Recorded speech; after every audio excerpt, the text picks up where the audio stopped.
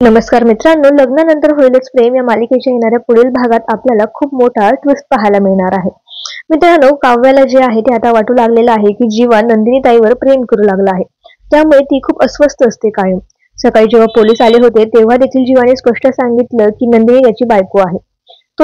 तो तिचा अभिमान बाळगतो. नंदिनी ताईलाही त्याला नवरा मानलेला असतो. त्यामुळे आता काव्याला काळजी वाटत असते की जीवा आता नंदिनी ताईवर प्रेम करायला लागलाय की काय. ती ठरवते की आता पार्थ सोबतच हे बनावट नवरा बायकोचं नातं संपवायचं आणि जीवाच्या जे आहे ते वाढदिवसाच्या दिवशी सगळ्यांसमोर आपल्या प्रेमाची कबुली जी आहे ती देऊन टाकायची. अ, अ, आता ती डायरेक्टली जीवाला म्हणते की उद्या तुला एक मोठं सरप्राईज मिळणार नाही. आपलं प्रेम मी सगळ्यांना सांगणार आहे. हे ऐकून जीवा खूप हादरतो.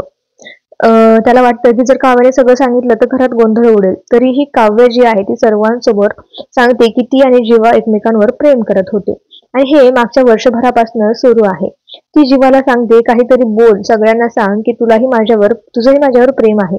हे ऐकून घरातले सगळे हादरतात आणि नंदिनीला तर शॉकच बसतो. ती बेशुद्ध पडते. सगळेजण जीवाला विचारायला लागतात पण जीवा काहीच बोलत नाही. आता सगळ्यांना जीवाच्या उत्तराची वाट लागलेली आहे. त्यामुळे जीवा काय उत्तर देईल? जीवा होकार देईल का की नंदिनीचं वधचं आहे वगैरे वगैरे.